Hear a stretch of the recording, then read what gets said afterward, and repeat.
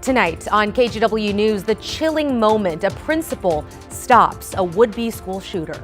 Plus, it's hard looking at him knowing that he took my husband's life. A widow pushes for tougher punishment for a teen accused of killing her husband while he was driving for Uber. Then a health alert as a school and clinic are added to the growing list of measles exposure sites. One of the really difficult things about measles is how contagious it is. And the Blazers are back in the postseason for the first time in 5 years. And at the end of the day, it's great to see playoff basketball again, so I'm super excited, super pumped. Right the other way! Portland is going to win! The Blazers are going to the playoffs! And that was the moment. First tonight here at 11, a nail-biter as the Blazers pull off a win against the Suns, clinching a spot in the playoffs for the first time in 5 years. Thank you so much for joining us here at 11. I'm Christine Petawanich, along with Art Edwards, who's here to break down this major win. Art, lots of cheers in the newsroom, and I'm sure the same across Rose City. Yeah, no doubt about it. I'm still trying to calm down from that game. What an amazing win for the Portland Trail Blazers. First time in the postseason, well, in the playoffs since the 2020-2021 season. As the 8th seed, they went on the road to Phoenix. This one, a battle. Drew Holiday, he was the guy to lead Portland with 11 points in the first quarter. He had 21 for the game. The Blazers down by 2 after 1 quarter. Then Denny Avia, he simply took over this game, crashing his way to the hoop for a dozen in the second quarter. Portland was able to push the lead to 3 at the half. The obvious onslaught continued in the third quarter. The sweet mid-range turnaround for Avdia, 11 more points for him in the third. The Blazers took a 1-point lead into the fourth quarter, but the Suns fought back. An 11-0 run to start the quarter. Dylan Brooks right there with the 3 to give the Suns a double-digit lead. They got that lead to 11 before the Blazers rallied. Jeremy Grant back from injuries. He drained a corner 3. The Blazers up by a point with under 2 minutes left. Teams traded buckets. Jordan Goodwin of the Suns, he gave Phoenix a 1-point lead with 32 seconds left, but that left time for Avdia, the man they call Turbo, right down the middle of the lane, gets the hoop, the foul, the Blazers take the lead for good. Avdia finished with 41 points, a dozen assists. Portland closed the game on a 17-5 run. They win at 114-110 to advance to the playoffs. Avdia, after his amazing performance. Needed to be focused both ends of the floor, making sure I'm making the right play every single time down the floor, and that's what it's all about. You know, regardless if it was me tonight or if it was somebody else for 3. And all I can say is, like, this unbelievable win, and I'm so happy for the guys in the city of Portland. The city of Portland cheering right now, so that win earns Portland the 7 seed in the Western Conference and a date with the San Antonio Spurs in the playoffs. Game 1 of the best-of-7 game series is Sunday at 6 p.m. And guess what? You can see it right here on KGW. Cannot wait. So excited. Thank you so much, Art. And speaking of excitement, Catherine Cook joined Blazers fans at the team's official watch party tonight. She has the story from Jackie's in Southeast Portland. This game meant a lot to Blazers fans after a roller coaster season off the court. Even now, the future isn't exactly clear for the team. But what matters now to Rip City is the team is making its first postseason appearance in 5 years, and they're here for it.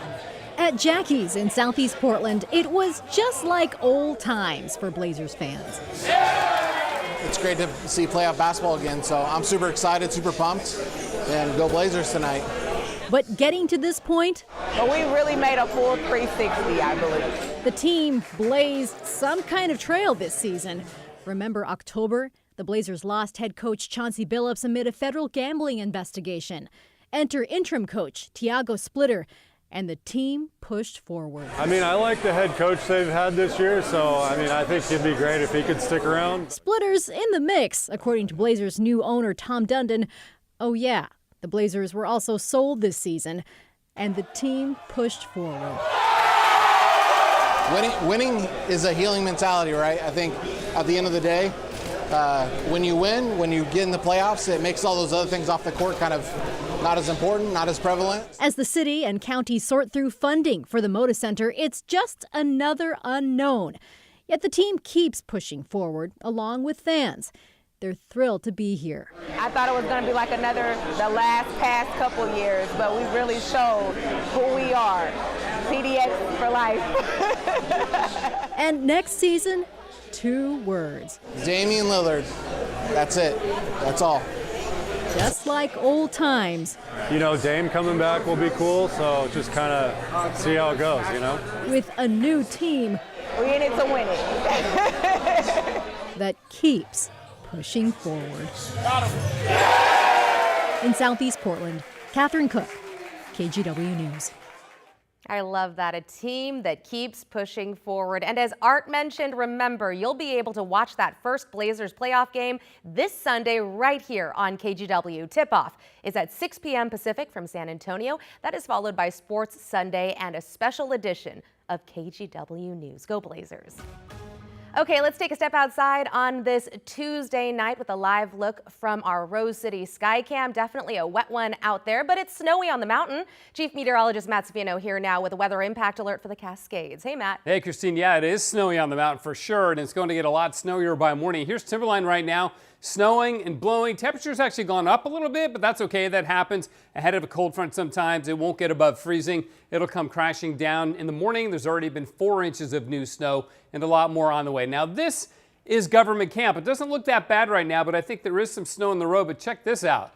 There's Sandy Ann Pass for you right now. It is absolutely dumping there. Same thing down at Willamette Pass. Snow on the roads, and the passes will be very snowy in the morning, which is why we have the winter storm warning to go along with the weather impact alert for tomorrow for the Cascades, all of the Washington and half the Oregon Cascades. So snow will be heavy overnight, 1 to 2 inches per hour. That's a really high snowfall rate. That makes it tough to keep the roads clear. Snow level drops down to 1,500 feet. We're talking about 2 feet up at Timberline. We'll have more on this. And while we're talking about snow, I also have a major early season tropical cyclone to talk about in the Pacific. Back to you. Oh, wow. Lots happening. Yeah. Thank you so much, Matt.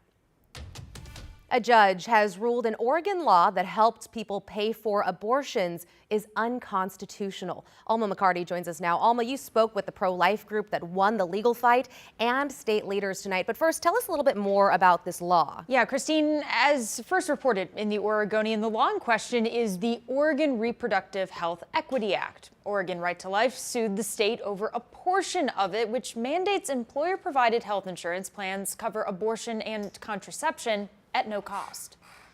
From the beginning, we have argued that the legislature enacted an unconstitutional law that violated the rights of pro-life Oregonians. And on Tuesday, Lois Anderson, executive director of Right to Life Oregon, called the ruling by a federal judge in Eugene a success, that the Reproductive Health Equity Act cannot be applied to the nonprofit advocacy group, finding that it violates its religious freedom under the First Amendment. The law basically said, you, Oregon Right to Life, you are a pro-life organization.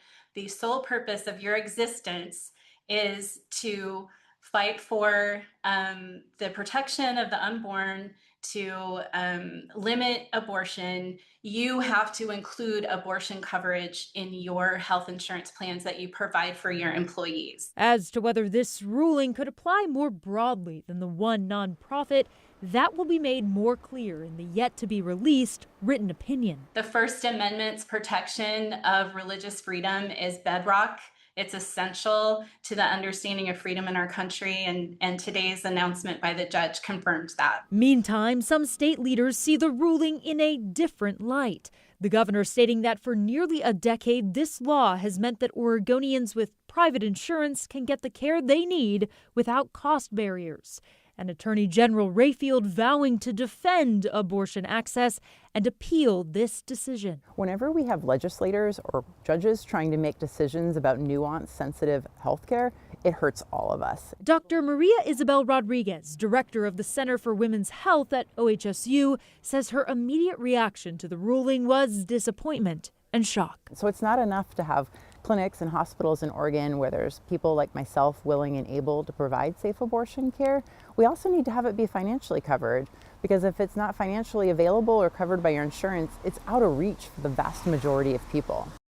Still a lot up in the air, especially in regard to the impact of the ruling. The governor's office stressed this evening that the ruling has no effect on coverage today. Christine? I appreciate your reporting on this, Alma. Thank you. To a health alert tonight on new measles exposure sites. One, a health clinic, and another, a school. Someone with the virus was at the Legacy Go Health Clinic on McLaughlin Boulevard in Oregon City this past Friday and Saturday. The times are listed on your screen. The Oregon Health Authority says you should call your doctor if you think you were exposed. The other site announced today was Centennial Middle School in Southeast Portland. Anyone that was at the school during these dates and times on your screen should call their doctor. According to state records, the school had a more than 94% vaccination rate for the MMR second dose. Measles is making a comeback after it was declared eradicated over 20 years ago in the United States. In the last 25 years, and especially since the pandemic in the last 5 years, vaccination rates have been dropping. And so now when somebody comes from abroad or from another place and has measles, there are now vulnerable people to catch it. And so we've seen the outbreaks like we had in Texas last year, and then more recently in places like Florida and South Carolina. Doctors say the best way to protect yourself from the measles is to get the MMR vaccine. It is a 2-dose vaccine for anyone above the age of 1. New tonight, the Portland Public School Board voted to start a process expected to lead to the closure of some schools. The district's calling it right-sizing. Tonight's vote allows the district to start figuring out where cuts should be made. At this point, there is no set list of schools that will close or programs that will be cut. People who spoke in the meeting, though, tonight emphasized the importance of the district getting input from staff and students, especially those in underrepresented communities. Listening sessions are already underway. And new tonight, a federal court has ordered the release of an Oregon mother detained by DHS for more than 8 months. Court documents show immigration agents detained Marta Escalante Perez while she was on her way to the fields to pick blueberries near Woodburn in August. These are photos of a smashed window witnesses say ICE agents left behind after arresting a group of Guatemalan immigrants there. Perez is originally from Guatemala, where her attorneys say she ran from violence and abuse. Perez had been in the Northwest ICE detention center in Tacoma since her arrest. The judges today said her detention served no immigration purpose. Attorneys say she's seeking a U visa. And in an update tonight, we are learning much more about an Uber driver shot and killed nearly 2 years ago as the teenage suspect had another day in court. Today, prosecutors said the suspect was actually targeting 2 teen passengers in the car, not the driver, Joshua Kelvin. The 17-year-old passenger shot that night was hit around 7 to 8 times, but survived. An 18-year-old passenger escaped unharmed. Prosecutors also alleged the teen suspect had multiple other gun-related incidents following that deadly shooting. Kelvin's widow and her friend say they want the suspect, who was 16 at the time of the shooting, to be tried as an adult so he could spend more time in prison. 7 years isn't enough, especially after finding out that he has shot 3 other individuals besides my husband. Right now, we are very hopeful that the district attorney's office is going to be successful in their motion to move this to adult court and pursue trial in the adult court process. The suspect is scheduled to be back in court next week.